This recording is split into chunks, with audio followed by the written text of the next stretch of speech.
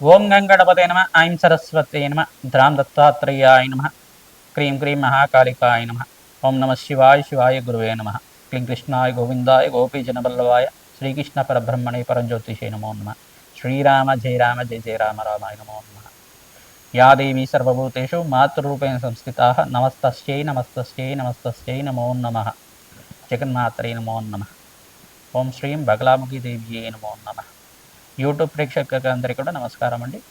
నేను పాలపర్తి గురునాథ శర్మ జ్యోతిషం వాస్తు సిద్ధాంతిని. మీకంతా కూడా ఈ యొక్క ఖగోళ శాస్త్రంలో గ్రహాల యొక్క స్థితిగతి కలయిక వాటి ప్రభావం అంతా కూడా మానవాళి మీద మేషాది ద్వాదశ రాశుల మీద ఎటువంటి ప్రభావం అంతా కూడా చూపిస్తుంది. ప్రధానంగా ఫిబ్రవరి నెల మాస ఫలితాల భాగంగా మాఘమాసం మాస ఫలితాల్లో భాగంగా రవి మార్పు అంతా కూడా ఏ రకంగా మేషాది ద్వాదశ రాశుల వాళ్ళకి ప్రభావం చూపిస్తుంది అంతా కూడా విశ్లేషణ చేయడం జరుగుతుంది. ప్రధానంగా ఇక్కడ చూసుకుంటే గ్రహ గోచారంలో గ్రహస్థితి ఈ రకంగా ఉంది. ప్రధానంగా గోచారీత్యా గ్రహాలన్నీ కూడా ఈ స్థానాలన్నీ కూడా ఉన్నాయన్నమాట. ప్రధానంగా మీనరాశిలో అంతా కూడా శని భగవానుడి సంచారం జరుగుతుంది. ప్రధానంగా చూసుకుంటే ఫిబ్రవరి నెలలో 14వ తారీఖు రోజున రవి మార్పు అంతా కూడా సంభవం జరుగుతుంది. మకర రాశి నుంచి కుంభరాశిలో ఈ యొక్క రవి మార్పు అంతా కూడా సంభవించడం. ప్రధానంగా చూసుకుంటే షష్టగ్రహ కూటమి అంతా కూడా సంభవం జరుగుతుంది ఈ యొక్క ఫిబ్రవరి నెలలో అంతా కూడా. ప్రధానంగా చూసుకుంటే రాహు, సూర్య భగవానుడు, బుధుడు, శుక్రుడు, అంగారకుడు మరియు చంద్ర భగవానుడితోటి షష్టగ్రహ కూటమి అంతా కూడా సంభవం జరుగుతుంది. ఈ గ్రహస్థితి అంతా కూడా చూసుకుంటే ఈ రకంగా ఉంది. ప్రధానంగా చూసుకుంటే ఇక్కడ బృహస్పతి సంచారం అంతా కూడా మిథున రాశిలో సంచారం జరుగుతుంది. రాహు సంచారం అంతా కూడా కుంభరాశిలో సంచారం జరుగుతుంది. కేతు సంచారం అంతా కూడా చూసుకుంటే సింహరాశి సంచారం జరుగుతుంది. చంద్ర భగవానుడు అంతా కూడా మకర, కుంభ, మీన రాశిలో అంతా కూడా సంచారం జరుగుతుంది. ఈ యొక్క సంచారం అంతా కూడా చూసుకుంటే గోచారీత్యా గ్రహాల యొక్క స్తంభన అంతా కూడా జరుగుతుందన్నమాట. మేషాది ద్వాదశ రాశుల వాళ్ళకి రవి మార్పు నుంచి మీకంతా కూడా సూర్యగ్రహ మార్పు నుంచి ఎటువంటి ఫలితాలంతా కూడా ఉంటాయి. ప్రధానంగా అంతా కూడా విశ్లేషణ చేయడం జరుగుతుంది. ప్రధానంగా గ్రహస్తంభనం వల్ల కుంభరాశిలో జరుగుతుంది కాబట్టి ఈ యొక్క కుంభరాశి జాతకులు అప్రమత్తంగా ఉండడం, మీరంతా కూడా నవగ్రహాలకి జపాలు హోమాల కార్యక్రమాలు చేసుకోవడం వల్ల, శాంతి కార్యక్రమాలు ఆచరించుకోవడం వల్ల అనంతమైన పుణ్యప్రాప్తి కలుగుతుంది. అంతా కూడా మీకు పరిహారంగా చెప్పడం జరుగుతుంది.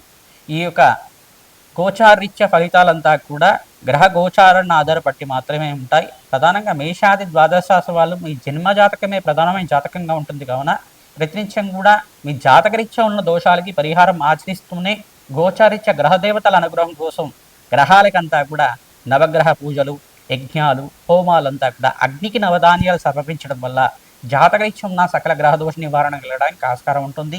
మీ జన్మజాతకం అంతా కూడా సంపూర్ణంగా విశ్లేషణ చేసి మీకు పరిష్కారం చెప్పడం జరుగుతుంది. మీ జన్మజాతకంలో ఎటువంటి సందేహాలున్నా, జ్యోతిష్ సంబంధమైన సందేహాలున్నా మమ్మల్ని సంప్రదించి మా యొక్క అపాయింట్మెంట్ తీసుకొని మీరంతా కూడా ఈ జ్యోతిష విశేషాలంతా కూడా తెలుసుకొని మీరంతా కూడా జాతకరీత్యం ఉన్న పరిహారం అంతా కూడా ఆచరించడం వల్ల సర్వ ప్రతిబంధకాలంతా కూడా తిరిగి అష్టైశ్వర్యాలు ప్రాప్తించడానికి మీకంతా కూడా ఆస్కారం ఉంటుంది. ప్రధానంగా మహాలక్ష్మి అనుగ్రహం వల్ల మీకంతా కూడా సర్వగ్రహ దోష నివారణ అంతా కూడా జరగడానికి ఆస్కారం ఉంటుంది. ప్రతినిత్యం కూడా దత్తాత్రేయ ఆరాధన చేసుకోవడం వల్ల శ్రేష్టమైన ఫలితాలు పొందడానికి ఆస్కారం ఉంటుంది. ప్రధానంగా ఇక్కడ చూసుకుంటే సూర్యనారాయణ స్వామి ఆరాధన వల్ల జాతకరీత్యం ఉన్న సర్వగ్రహ దోష నివారణ జరగడానికి ఆస్కారం ఉంటుంది. అందరూ కూడా మేషాది ద్వాదశ రాశి వాళ్ళు సూర్యనారాయణ స్వామి ఆరాధన చేయడం వల్ల సర్వగ్రహ దోష నివారణ కలుగుతుంది. ఓం సూర్యాయ నమ, అర్కాయ నమ, మిత్రాయ నమ, భానవే నమ, పూషాయ నమ, మార్తాండాయ నమ, ప్రచండ తేజాయ నమ, సర్వలోక పితామహాయ నమ, ఆదిత్యాయ నమ, భానవే నమ, ఆరోగ్యకర్తే నమ, సవిత్ర సూర్యనారాయణ స్వామిని నమో నమ నినామాలతోటి ప్రతినిత్యం కూడా సూర్యనారాయణ స్వామికి అంతా కూడా నమస్కారాలు చేసుకోవడం, అర్ఘ్య ప్రదానం చేయడం వల్ల, విల్లం పరవాణాన్నంతా కూడా స్వామివారికి నివేదన చేయడం వల్ల జాతకరీత్యం ఉన్న సర్వగ్రహ దోష నివారణ జరుగుతుంది. తద్వారా అష్టైశ్వర్య ప్రాప్తి కలగడానికి ఆస్కారం ఉంటుంది. ఉద్యోగుల్లో మార్పు జరగడానికి ఆస్కారం ఉంటుంది. విద్యలో ఉత్తమైన ఉత్తీర్ణత కలగడానికి ఆస్కారం ఉంటుంది. కావున మీకంతా కూడా అష్టైశ్వర్య ప్రాప్తి కలగడానికి ఆస్కారం ఉంటుంది. మేషాది ద్వాదశ రాశుల వాళ్ళకి ఈ గ్రహగోచారం పద్ధతిలో అంతా కూడా ఎటువంటి గ్రహాలంతా కూడా అనుకూలతంగా ఉన్నాయి.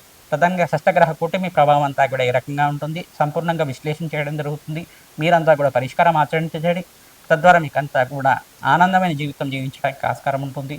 ప్రధానంగా చూసుకుంటే గోమాత సేవ చేయడం వల్ల అఖండమైన రాజ్యోగ ప్రాప్తి కలగడానికి ఆస్కారం ఉంటుంది. గోమాత సేవలో భాగంగా పచ్చిక తెలగపిండి గ్రాసాన్ని గోమాతకి తరచుగా నివేదన చేయడం వల్ల గోమాతకి ప్రదక్షిణలు ఆచరించడం వల్ల అఖండమైన అంతమైన ఐశ్వర్య ప్రాప్తి కలగడానికి ఆస్కారం ఉంటుంది.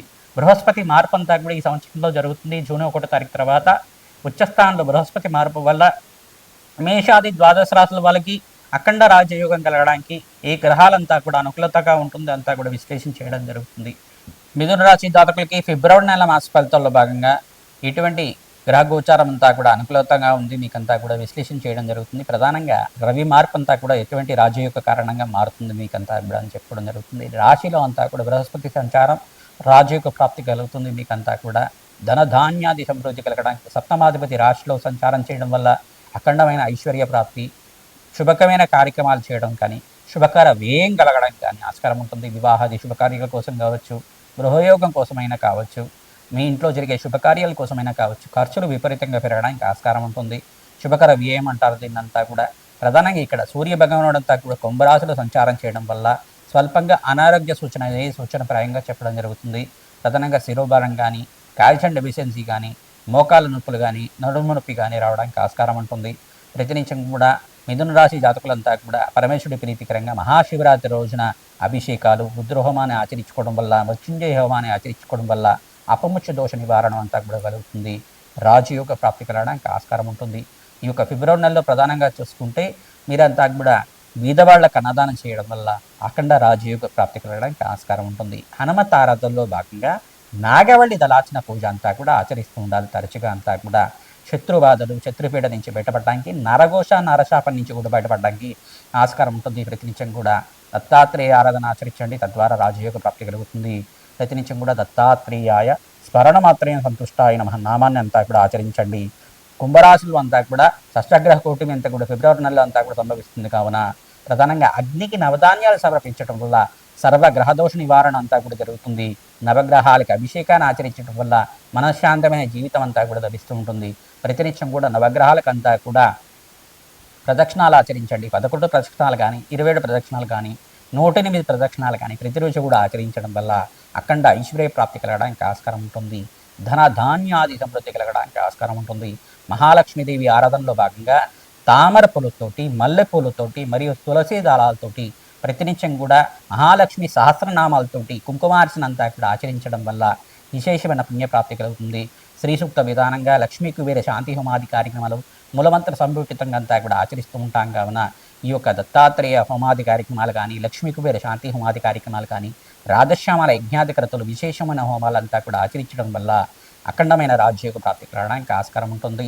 ఓం సూర్యాయ నమః, అర్కాయ నమః, మిత్రాయ నమః, భానమే నమః, పూషాయ నమః, మార్తాండాయ నమః, ప్రచండ తేసే నమః, సర్వలోక పితామహాయ నమః, ఆదిత్యాయ నమః నామాలతోటి ప్రతినిత్యం కూడా సూర్యనారాయణ స్వామికి నమస్కారాలు ఆచరించండి. దత్తాత్రేయ ఆరాధన చేసుకోండి.